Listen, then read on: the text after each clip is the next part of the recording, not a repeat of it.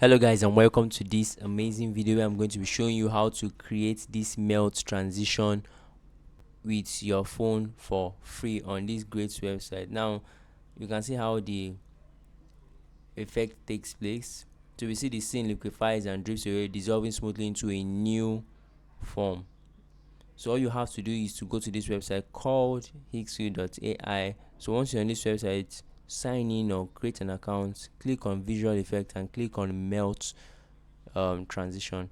So once you are on the page, you can see the samples of videos created using this particular effect.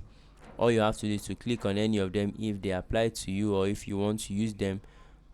But if you want to create something for yourself or a different one, click on generate here, and you will be brought to a page where you get to upload your image and customize your prompt here. So you just upload your image. You can say I've uploaded an image already. You can describe what you want in this area. You can choose the model if you want, but I advise you leave the model as it is because most effects work best with the models, with their default models. But if you are low on credit, because this is 10 credits and you are given about 5 or less than 10 every day for a free account. Now if you have more funds, I advise you go for the premium, but if not, you can use the free one. So this is 6